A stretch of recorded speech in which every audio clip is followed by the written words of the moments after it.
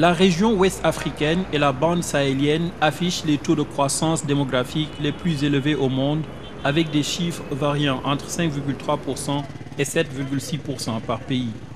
La rapide croissance de la population, la fécondité et les taux de dépendance très élevés des jeunes dans cette partie du continent plombent considérablement les efforts des États pour l'amélioration durable des conditions de vie des populations.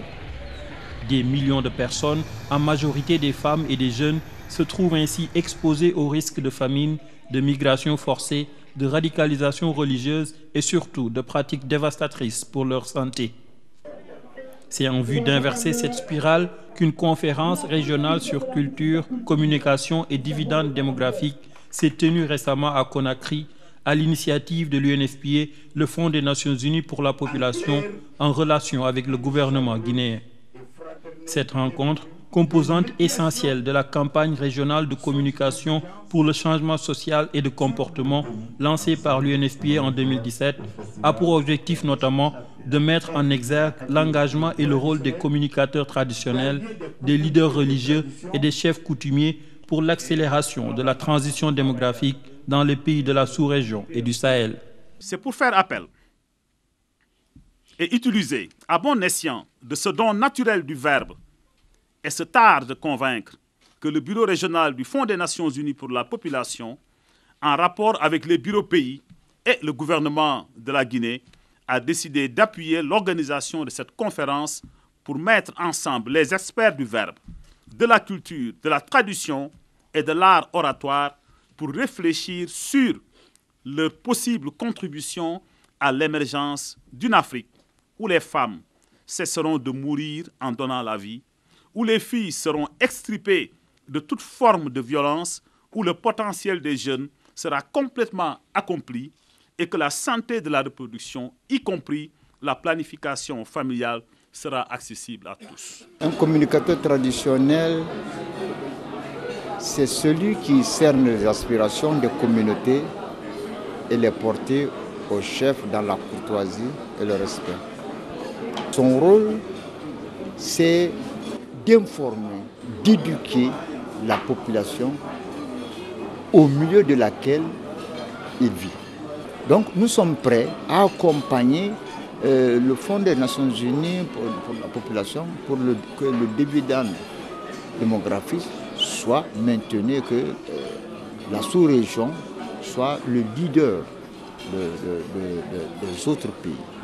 Véritable maître de la parole et mémoire vivante du patrimoine dans les sociétés africaines, ces hommes et femmes en provenance du Bénin, du Burkina Faso, de la Côte d'Ivoire, de la Guinée, du Mali, du Niger, du Sénégal et du Tchad constituent en effet un relais important dans la transmission des messages et à la diffusion de l'information de toute nature. Dès lors, leur présence massive à cette conférence laisse présager une réelle prise en compte des enjeux liés à la transition démographique et à la santé de la reproduction.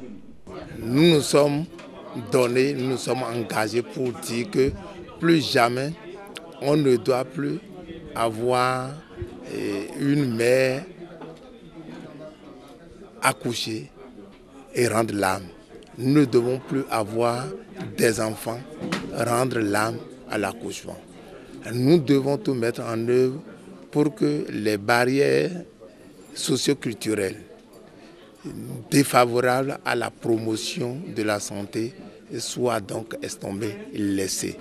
Donc pour dire que nous sommes en train d'aiguiser l'autonomisation de la femme, l'autonomisation de la jeunesse, en mettant en exergue, en mettant en pratique tout le mécanisme qui doit nous amener à la capture du dividende démographique. Notre réseau est composé de Nyamakala, des griots reconnus dans toute la société malienne. Nous avons une expérience dans la résolution de conflits au niveau des familles et jusque dans les partis politiques. Parmi nous, il y a plusieurs ethnies qui représentent tout le peuple malien. Et en tant que président du réseau, je suis donc très impliqué dans la recherche de solutions qui concernent la communauté. Nous sommes engagés à apporter notre contribution dans tous les domaines qui touchent la société malienne, comme le mariage des enfants, la santé de la mère et de l'enfant, l'excision, la lutte contre le sida, les violences basées sur le genre et l'accès à la planification familiale. C'est ensemble que nous trouvons les solutions pour le bien de la communauté.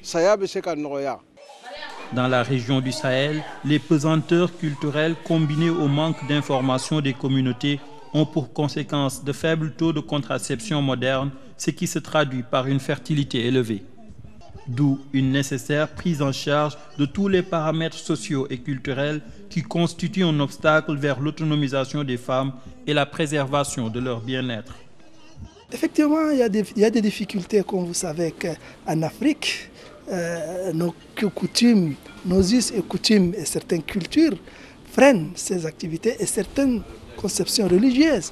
Mais nous, comme des leaders religieux, on est investis d'une manière ou autre pour balayer la route, pour arriver à un stade. Et plus précisément que le Tchad, à travers le Conseil supérieur des affaires islamiques, a essayé d'organiser une plateforme interreligieuse. Donc maintenant, nous menons nos activités à travers une plateforme. Cette plateforme, tous les religieux du Tchad ils se retrouvent, on mène des activités dans ce sens. La capture du dividende démographique est un concept nouveau pour certains et qu'il faudrait s'harmoniser sur le message, c'est-à-dire avoir un message uniforme pour toutes les langues, dans toutes les langues, pour pouvoir communiquer et faire comprendre. Dans tous les cas, c'est la préoccupation des gouvernements actuellement, le problème de la santé, de la reproduction, le problème du planning familial. Quand on parle de dividende démographique, on parle de la baisse drastique de ce qu'on appelle la procréation. Il faudrait qu'on baisse ça pour arriver à un certain niveau. Et ensuite, le capital humain, parce qu'il faut au moins avoir un capital humain capable de porter tout le concept. Et ensuite, qui sera sous-tendu, par exemple, par des réformes socio-économiques des gouvernements, plus une bonne gouvernance qui permet à tout un chacun d'en bénéficier. La stratégie régionale de communication pour le changement social et de comportement 2017-2019 accorde une place de choix aux jeunes filles et aux femmes, mais également aux cibles d'influence que sont entre autres les leaders traditionnels et communautaires. Il s'agit de porter une attention toute particulière aux us et coutumes des communautés afin de mobiliser leur potentiel de transformation sociale pour la réussite des objectifs de développement durable. Vous devez objectivement faire comprendre à la population qu'est-ce qui est positif, qui fait tout ce qui est dans nos cultures, qui fait nous faire avancer est positif. Tout ce qui ne se fait pas avancer est négatif, même si on le faisait, on le pratiquait. Au niveau culturel, il faut que nos traditionnels amènent à éduquer, à montrer au peuple pourquoi telle chose est mauvaise, pourquoi telle chose est mauvaise, même si ça se faisait avant. Ça ne veut pas dire que c'est juste parce que ça se faisait avant. Ça, c'est le premier. Et ensuite, le rôle de l'éducation. Vous avez cité zéro ceci. Mais comme nos peuples n'ont pas accès à 70% au français et en anglais, ça peut se faire comment? Dans les langues nationales. Le fait que l'Afrique fasse beaucoup d'enfants à la jeunesse est une chance pour l'Afrique. À condition, bien sûr, que nous maîtrisions l'énergie, que nous maîtrisons l'industrialisation de l'Afrique pour donner du travail à ces jeunes. Sinon, évidemment, ça devient une bombe. Mais il ne faut pas confondre ce qui est dû à un retard technique et de développement avec la réalité concrète. Certaines réalités socio-culturelles en cours dans la région du Sahel, comme le mariage des enfants, ne militent pas en faveur de l'optimisation du potentiel des femmes et des jeunes filles pour en faire des actrices du développement. En effet, plus de 50% des femmes âgées de 25 à 29 ans ont été mariées pour la première fois avant l'âge de 18 ans et dans certains pays comme le Niger et le Tchad, ces taux avoisinent même 70%. C'est ainsi que toutes les actions et initiatives mises en œuvre dans les différents pays mettent l'éducation et la culture au centre des stratégies. Aujourd'hui, avec la Renaissance culturelle, qui est un programme issu de la vision de notre président de la République, Issoufou Mahamadou, avec cette Renaissance culturelle, nous envisageons de les organiser, de les encadrer, de les impliquer directement dans la mise en œuvre de nos programmes de sensibilisation. Parce que la Renaissance culturelle, qui est une dynamique de conscientisation de la population, doit mettre en œuvre toute une gamme d'actions, toute une gamme de stratégies, et pour que la sensibilisation, la communication, l'information puissent être l'outil l'outil principal pour atteindre la population, l'outil principal pour changer les comportements. Et donc ces communicateurs traditionnels, nous les appelons les porte-messages traditionnels communautaires. Ce sont des partenaires, ce sont des acteurs stratégiques sur lesquels nous allons nous appuyer.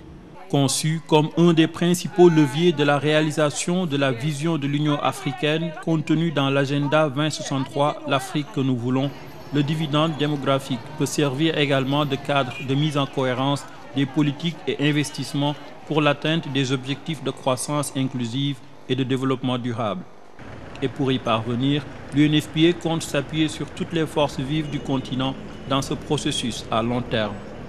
Une chose qui est intéressante, c'est qu'aujourd'hui nous avons les outils, nous avons les connaissances, nous avons un peu la conviction. Je pense que ce qui nous manquait, et je pense sur laquelle on est en train de travailler aujourd'hui, je pense que c'est la méthode. La méthode, et c'est pourquoi d'ailleurs nous ne sommes pas limités à un pan de la société, nous ne sommes pas limités à une méthode qui porte un peu sur un aspect. Nous avons déployé un certain nombre d'outils, nous avons initié un certain nombre d'engagements, nous avons, j'allais dire, un peu tissé des relations de confiance avec une multitude d'acteurs, et je crois que c'est cet ensemble-là, utilisé, j'ai dit déployé, donc avec méthode et avec persistance, je pense qu'ils peuvent en tout cas aider un peu à la résolution des problèmes dont le continent est confronté. Donc il ne s'agit pas de questions simples.